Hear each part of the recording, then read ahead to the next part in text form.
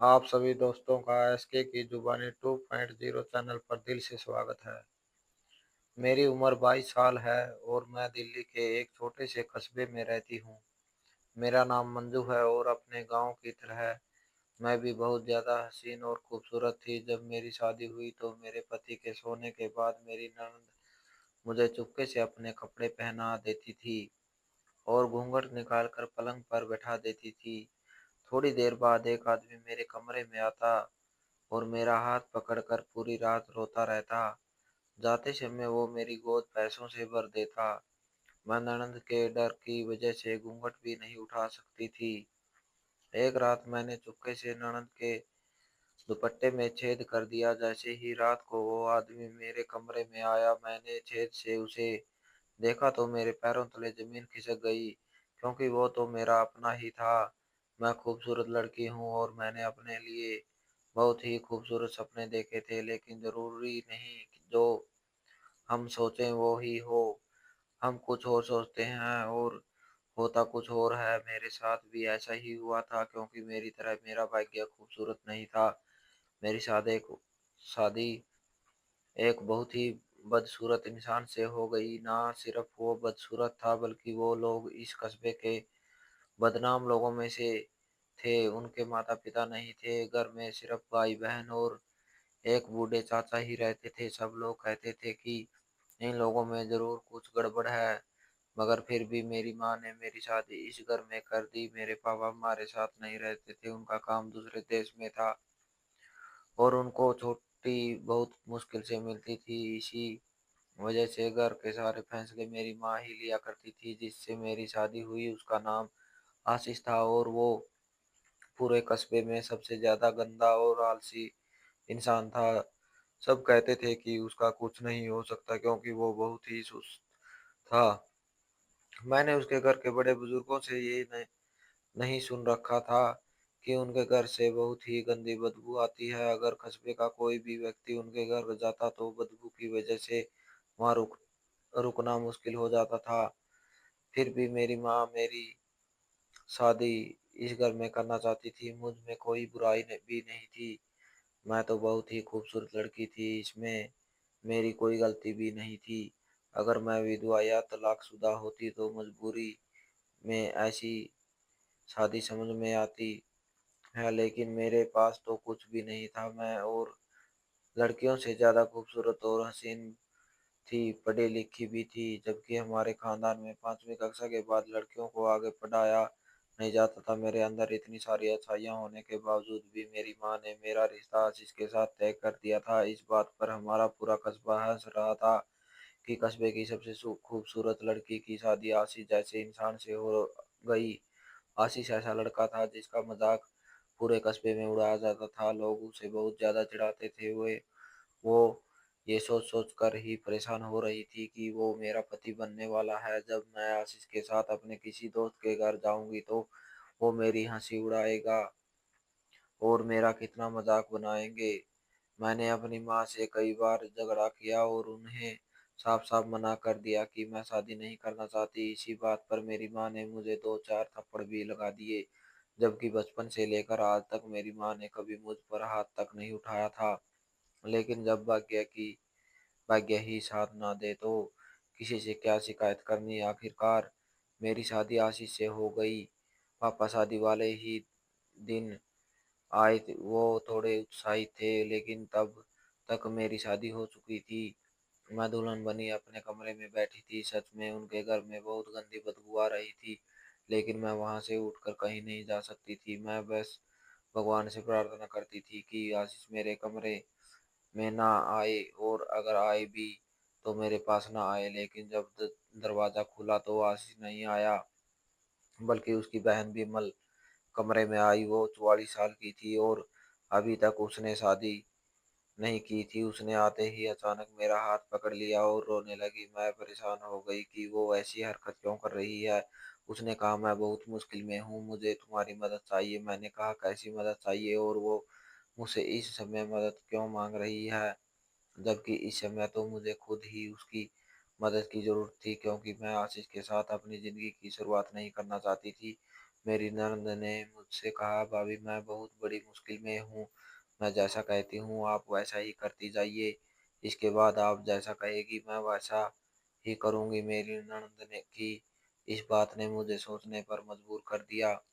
मैंने उससे पूछा, तुम मुझसे क्या करवाना चाहती हो? मुझे बताओ तो सही, मुझे से तुम्हें क्या काम है? उन्होंने कहा, मैं पूरी बात तुम्हें शुरू से बताऊंगी, लेकिन अभी तुम मुझे यह बताओ कि मैं इस समय तुम्हारे लिए क्या कर सकती हूँ। जब मेरी ननद ने मुझसे ये पूछा तो मैंने उसे साफ साफ कह दिया, अपने भैया को आज रात कमरे में मत आने देना, मेरे सिर में बहुत तेज दर्द हो रहा है। मेरी इस बात पर उसने मुझे नजर उठाकर देखा और फिर कहा, ठीक है दुल्हन, वैसे भी शादी के दिन बहुत थकावट हो जाती है। मेरी ननद ने ना जाने किस तरह आशीष को कमरे में आने से रोक दिया। मैं आराम से सो गई। सुबह ननद नहाकर धोकर तैयार हो गई। मेरे दिल में यही इरादा था कि इस घर की अच्छे से सफाई करूंगी और पता लगाऊंगी कि ये बदबू कहाँ से आ रही है। अगला दिन भी निकल गया। कुछ दिन बाद मैं अपने मायके हो आई और कुछ समय अपने कमरे की सफाई भी में बिता दिया। विमल ने मुझे मना किया, अभी अभी शादी हुई है, तुम कोई काम मत करो, लेकिन मैंने कहा मैं इस बदबू में नहीं बैठना चाहती। जब मैंने बदबू का नाम लिया तो इसके बाद विमल ने कोई बात नहीं की। इसी तरह रात हो गई। जब रात को आशीष सो गया तो मेरी ननद ने मेरे कमरे की खिड़की खटखटाई। पहले तो मुझे लगा कि पता नहीं कौन और है और आवाज कहाँ से आ रही है, इसलिए मैंने ध्यान नहीं दिया।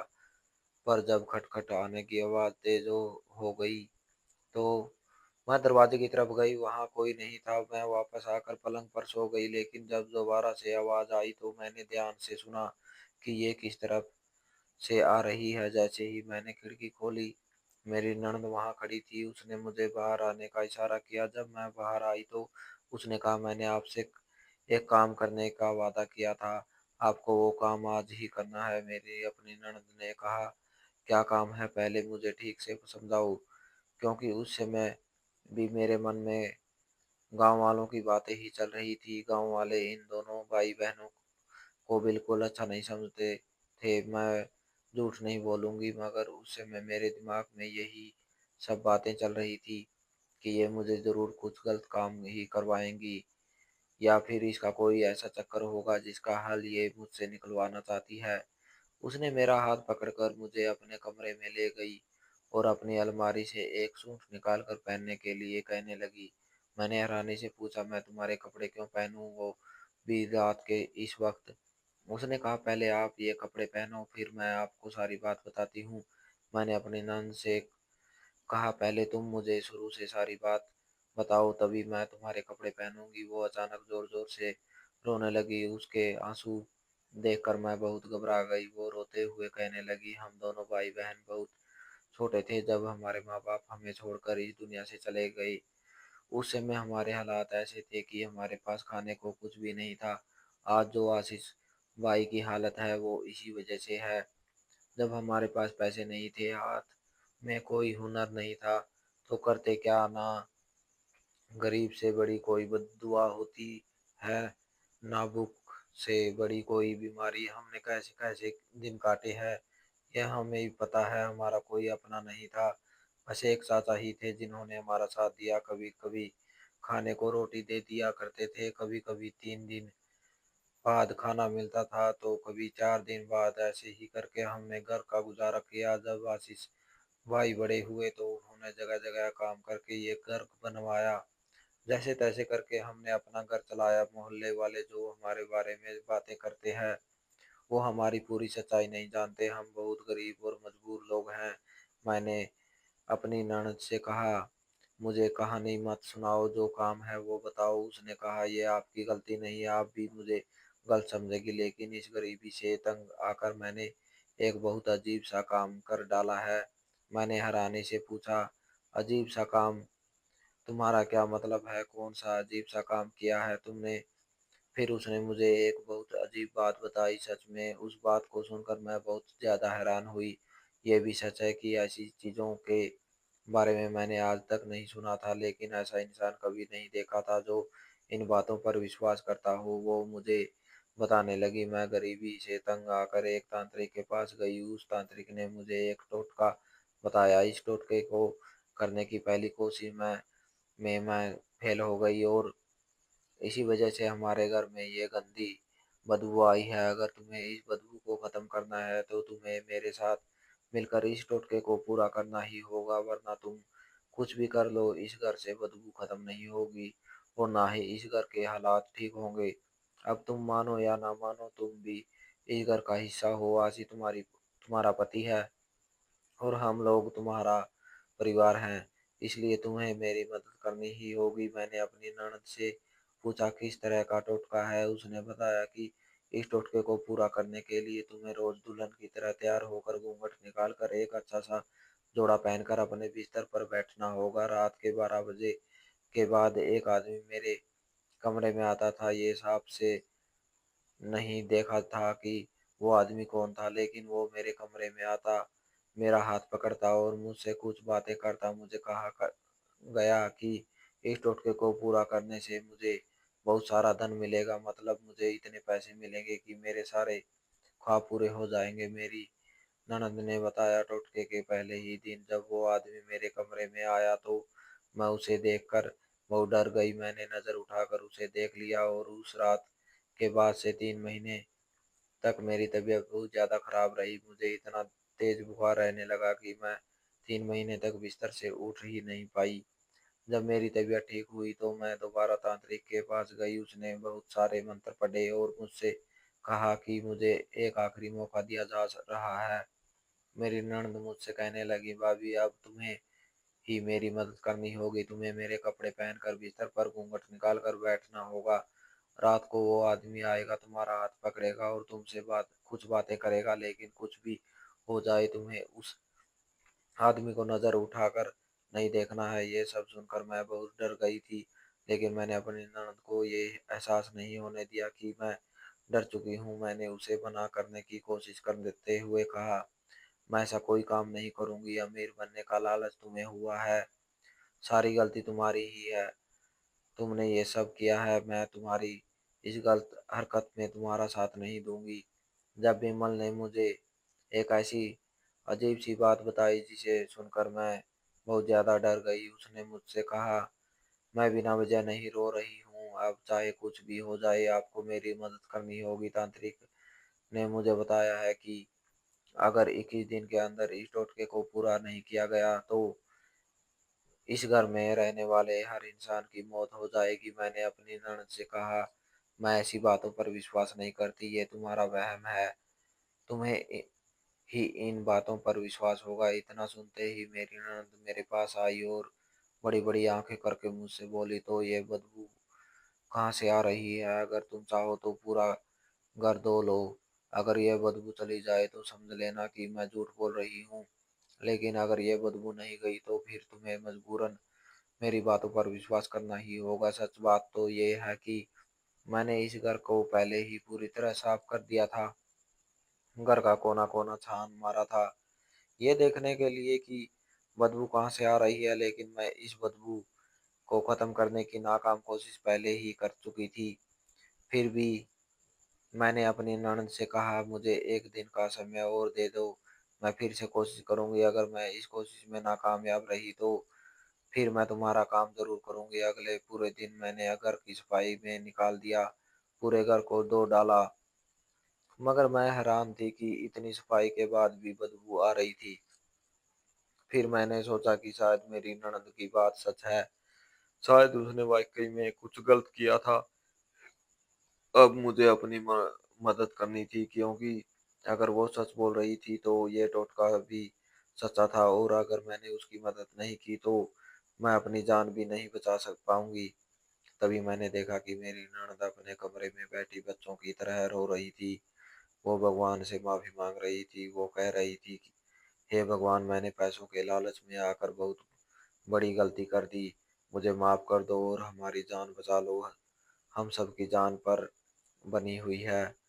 अब मैं क्या करूं? मैंने सोचा कि आखिर कोई 44 वर्ष की समझदार औरत ऐसी हरकत क्यों करेगी। मैंने अंदर जाकर उसके कंधे पर हाथ रखा और उससे कहा, मैं तुम्हारी मदद करूंगी। मेरी ननद ने मुझसे कहा, ये बात आशीष को नहीं पता चलनी चाहिए क्योंकि वो शुरू से इसमें शामिल नहीं है। अगर ये बात उसे पता चली तो वो बहुत ज्यादा गुस्सा होगा और फिर हम इस टोटके को पूरा नहीं कर पाएंगे। ये एक आदमी की बात है और कोई भी मर्द कभी बर्दाश्त नहीं करेगा कि उसकी पत्नी ऐसा कुछ करे जिससे उसकी इज्जत को खतरा हो। वो कभी राजी नहीं होगा और ना ही चाहेगा कि उसकी पत्नी को किसी गैर मर्द के साथ अकेले बैठना पड़े। मैंने अपनी नंद से कहा, बैठने तक तो ठीक है, लेकिन देख लेना कि कहीं कहानी कुछ गलत ना हो जाए। उसने कहा, नहीं, ऐसा बिल्कुल नहीं होगा क्योंकि मैं पहले ही ये काम कर चुकी हूँ। बस इतना ध्यान रखना कि चाहे कुछ भी हो जाए, तुम उस आदमी की तरफ नजर उठाकर मत देखना, चाहे तुम्हारे सर पर छत क्यों ना गिर जाए। आंखों में नहीं देखना, बस नजर झुकाकर बैठी रहना। मेरा दिल बहुत परेशान था। मैं अपने कमरे में आकर माँ से बात करना चाहती थी, लेकिन मैं उन्हें ये सब बात नहीं बता सकती थी। फिर भी सोचा कि उनसे बात करने से मेरा मन थोड़ा हल्का हो जाएगा, लेकिन तभी मुझे याद आया कि मैंने तो अपनी माँ से नाराजगी थी क्योंकि उन्होंने ही ऐसे घर में जबरदस्ती शादी कराई थी। मेरे पापा तो उनकी इस बात पर बहुत गुस्सा थे। जब माँ ने मुझसे पूछा, तुम खुश हो या नहीं, तो मुझे गुस्सा आ गया। मैंने उनसे कहा, ये पूछने का हक आपको नहीं है। ऐसे घर में कोई कैसे खुश रह सकता है? क्या है इस घर में जिसकी वजह से मैं खुश हो जाऊं? मेरी माँ ने मुझसे कहा, जिंदगी की सारी खुशियां पैसों से खरीदी जा सकती है। तुम्हारे पास पैसे आ जाएंगे तो तुम बहुत खुश हो रहोगी। मैंने माँ से कहा, मेरे पास पैसे कहाँ से आएंगे? मेरे पति का तो ऐसा काम है कि आज है तो कल नहीं।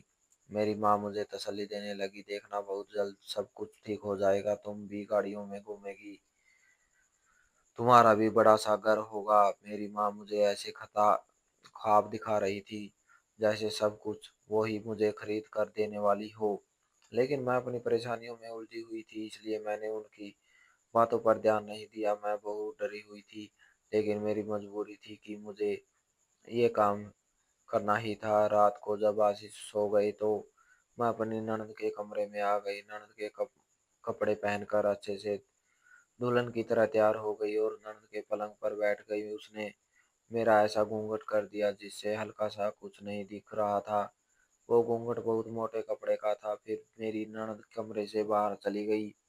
उसने मुझे कहा था कि वो मेरे पास ही रहेगी। थोड़ी देर बाद ननद के कमरे के पीछे की तरफ वाला दरवाजा खुला जिसका रास्ता गली में निकलता था। वहां से एक आदमी अंदर आया और मेरे पास आकर बैठ गया। मैं बुरी तरह से डर गई थी कि ना जाने अब क्या होने वाला है। मेरा पति जैसा भी हो, लेकिन मेरा पति था और मैं उसके साथ धोखा कर रही थी। उस आदमी ने मेरा हाथ पकड़ा और बच्चों की तरह रोने लगा। वो कुछ बोल ही नहीं रहा था। थोड़ी देर बाद मुझे एहसास हुआ कि वो हल्के हल्के कुछ बड़बड़ा रहा है। वो धीमी आवाज में बोल रहा था जिससे मुझे कुछ सुनाई नहीं दे रहा था। उसके शब्द ऐसे थे कि मैं कुछ समझ नहीं पा रही थी। जब मैंने उसकी आवाज पर ध्यान दिया तो वो बोल रहा था, मुझे मत बचा लो, मैं परेशान हूँ, मेरी परेशानी दूर कर दो, मैं चाहता हूँ वो मुझे मिल जाए। वो काफी देर से मेरा हाथ पकड़कर बैठा रहा। जब तक वो आदमी मेरे कमरे में रहा मेरा दिल अपने काबू में नहीं था। मेरी धड़कन बहुत तेज चल रही थी। थोड़ी देर बाद वो आदमी जैसे आया था वैसे ही चला गया। उसके जाने के बाद जब मैंने घूंघट उठाकर देखा तो मेरी आंखें फटी की फटी रह गई। मेरी झोली में बहुत सारे नोट पड़े थे। ये जरूर वो ही आदमी रख कर गया होगा। मेरी ननद ने मुझसे कहा, देखो इन पैसों को, इतने पैसे हम पूरा महीना मेहनत करके भी नहीं कमा सकते थे। मैंने कहा था ना, सब ठीक हो जाएगा, देखो कुछ भी नहीं हुआ, हमें बस कुछ दिन और ये काम करना होगा। मैंने ही हाँ कर दी और कहा, ठीक है मैं ये काम करूंगी। अब तो हर रोज ही हो गया था। वो आदमी रात को आता और मेरी झोली में पैसे भर देता, लेकिन वो सारे पैसे मेरी ननद ले लेती। वो बहुत खुश होती। मैं उससे बार बार पूछती, अब तो हमें इस टोटके को करते हुए बहुत दिन हो गए, कब तक ये काम हमें करना होगा? उसने कहा, थोड़े दिन और करना होगा। रोज रोज ऐसा करते करते मेरे दिल में एक तरह का शक पैदा होने लगा कि वो आदमी आखिर कौन है। मेरी ननद मुझसे रोज ही एक नया सूट पहनने को देती। एक दिन मैंने अपनी ननद के दुपट्टे में कुछ छोटा सा छेद कर दिया ताकि मैं आर पार देख सकूं। मैंने सोचा अब जब वो आदमी आएगा तो मैं उसके परछाई से ही उसका चेहरा देख लूंगी। मैं पलंग पर बैठी थी, वो आदमी आया और मेरा हाथ पकड़कर रोने लगा। मैंने आज हिम्मत करके उसकी शक्ल का चेहरा देखने की ठान ली थी, जबकि ऐसा करने के लिए मेरी ननद ने मुझे साफ साफ मना कर दिया था। लेकिन मैंने अपने दिल में पैदा हुए शक के कारण मुझे आज उसका चेहरा देखना ही था। क्या मेरी ननद मुझे पागल बना रही थी? मैंने जैसे ही उस आदमी का चेहरा देखा तो मेरे पैरों तले जमीन खिसक गई, क्योंकि वो आदमी कोई और नहीं बल्कि मेरा अपना पापा था। मैंने झटके से अपना घूंघट उठाया। मुझे देखकर मेरे पापा की हवाइयाँ उड़ गई। मैंने उससे पूछा, आप यहाँ क्या कर रहे हैं? मेरे पापा मुझे जवाब देने की बजाय और तेजी से वहां से भाग गए। मैं बहुत परेशान हो गई और उन्हें आवाज देती रही, लेकिन फिर भी उन्होंने पीछे मुड़कर नहीं देखा। मेरी आवाज सुनकर मेरी ननद कमरे में आ गई और मेरा हाथ पकड़कर बैठ गई, क्योंकि वो समझ चुकी थी कि क्या हो चुका है। मैंने अपनी नंद की कलाई इतनी जोर से पकड़ ली कि उसकी चीख निकल गई। मैंने उससे पूछा, बताओ ये सब क्या कर रही हो? तुमने मेरे पापा को फंसा रखा है, तुम मेरी फैमिली को ब्लैकमेल कर रही हो। इतना सुनकर उसने झटके से अपना हाथ छुड़ा लिया और मुझसे कहा, जाकर अपनी माँ से पूछो अपने। मैंने अगले दिन मम्मी के घर जाने का फैसला किया, क्योंकि रात बहुत हो गई थी। वो रात मैंने कैसे काटी ये सिर्फ मैं ही जानती हूँ। अगली सुबह मैं मम्मी के घर पहुंच गई और उन्हें सब कुछ बता दिया। मम्मी भी मेरी ननद की तरह अपना सिर पकड़कर बैठ गई। उन्होंने मुझसे कहा, तुम्हारे पापा जितने सीधे दिखते हैं उतने हैं नहीं। उन्होंने हमसे छुपाकर दूसरी शादी कर रखी है, और इतना ही नहीं, उन्होंने अपनी सारी जायदाद भी उस औरत के नाम कर दी है। ये जो तुम्हें हमारे घर में गरीबी और तंगी नजर आ रही है, ये सब तुम्हारे पापा की वजह से है। वरना हमारे पास घर भी था, जायदाद भी और कारोबार भी, वो सब उस औरत ने छीन लिया। सुना है कि अब वो औरत बहुत ज्यादा बीमार रहने लगी है। तुम्हारे पापा उसके पीछे इतने पागल है कि उसके इलाज के लिए शहर के बड़े बड़े डॉक्टर के पास चलकर चक्कर लगा रहे हैं। मैंने तुम्हारे पापा के खिलाफ एक प्लान बनाया था और तुम्हारी ननद को इसमें शामिल किया था, क्योंकि वो ही ये काम कर सकती थी। मोहल्ले की औरतें और मेरी कोई रिश्तेदार इस काम में मेरा साथ कभी नहीं देती। हमने तुम्हारे पापा से कहा कि उन्हें कुछ दिन तक एक कमरे में जाना होगा जहां एक औरत घूंघट करके बैठी होगी। उन्हें बस उस औरत को हाथ पकड़कर अपनी परेशानियां बतानी है और फिर ऊपर के तौर पर उसे कुछ पैसे देने हैं। तुम्हारे पापा ने अपनी सारी दौलत उस औरत पर लुटा दी, लेकिन उस पर हमारा भी हक है और अब हम वो ही वापस लेने की कोशिश कर रहे हैं। लेकिन तुम्हारी ननद बहुत चालाक निकली। जब वो मेरी साथी बन गई तो उसने मुझसे तुम्हारा रिश्ता अपने भाई के लिए मांग लिया। मैं बुरी तरह से फंस चुकी थी। अगर मैं उसे इनकार करती तो वो तुम्हारे पापा को सब कुछ बता देती और ऐसा करने से तुम्हारा पापा हमें तलाक दे देते। मुझे मजबूर होकर तुम्हारा रिश्ता उसके भाई से करना पड़ा, लेकिन ये कैसे हो सकता था है? पापा जानते हैं कि मेरी शादी इस घर में हुई है, वो मेरी शादी के दिन वहां मौजूद थे। पापा आशीष आशीष को जानते हैं, इसलिए तो तुम्हें घूंघट करके बैठाया गया था ताकि वो तुम्हें पहचान ना सके। तुम्हें बैठाने का मकसद यही था, क्योंकि हमने तुम्हारे पापा से कहा था कि वहाँ एक नौजवान लड़की बैठी होगी और तुम्हारी ननद जो तो जवान नहीं है। तुम्हारे पापा तुम्हारे घर में पीछे वाले दरवाजे से आते थे और उन्होंने आज तक तुम्हारे घर ठीक से नहीं देखा था। वो तो शादी के बाद ही यहाँ आए थे। उन्हें सिर्फ उस औरत की फिक्र थी, हमारी नहीं। अगर हम तुम्हें पहले से भी ये सब बता देते तो तुम हमारी मदद करने को कभी राजी नहीं होती। मैंने अपनी माँ से कहा, मम्मी आप बिल्कुल ठीक कह रही है, लेकिन मैं अब आपकी मदद नहीं करूंगी, क्योंकि वो औरत बीमार है और आप उसकी बीमारी का फ़ायदा उठा रही है। मैं पापा को सब कुछ बता दूँगी, लेकिन उस दिन के बाद से पापा मेरे सामने आने से हिचकिचाने लगे। पापा सब कुछ जान चुके थे। 2 दिन बाद पापा घर आए, मैं उस दिन घर पर नहीं थी। वो बहुत उदास लग रहे थे। पापा ने कहा, मेरे पास जो कुछ भी है, वो सब कुछ तुम लोग ले लो, क्योंकि वो औरत मर चुकी है और उसकी दूसरी बीवी थी। पापा ने अपनी सारी संपत्ति हमारे नाम कर दी, लेकिन उस दिन के बाद से हमें छोड़कर कहीं चले गए। उनके पास मोबाइल भी नहीं था, हमें उनका कोई पता भी नहीं था। हम उन्हें कैसे ढूँढेंगे? मेरी मम्मी को घर-दौलत सब कुछ मिल गया और उनकी सौतन भी इस दुनिया से जा चुकी थी, लेकिन वो अपने साथ उनका सुहाग भी ले गई थी। मैंने इस बात से ये ही सीखा कि चाहे कुछ भी हो जाए, अपनी ज़िंदगी के हमसफ़र के साथ कभी भी धोखा नहीं करना चाहिए। जिसे भगवान ने हमारे लिए चुना है, हमें उसे कबूल कर लेना चाहिए, क्योंकि भगवान का फैसला कभी गलत नहीं हो सकता। मैंने आशीष को दिल से कबूल कर लिया और आशीष से कहा, हमें अपनी ननद की भी शादी कर देनी चाहिए। उसके लिए एक अच्छा सा रिश्ता मिल गया और वो भी शादी करके अपने घर की हो गई। इसी बीच मैंने आशीष को सबके साथ उठने बैठने और बातचीत करने के तौर पर तरीके सिखाए और उसे कहा, अपनी पढ़ाई फिर से शुरू कर दो और साथ ही कोई छोटा मोटा कारोबार कर लो। ऐसा करने में मुझे बहुत समय लगा, लेकिन कोशिश करते करते मैं अपनी जिंदगी की गाड़ी पटरी पर ले आई।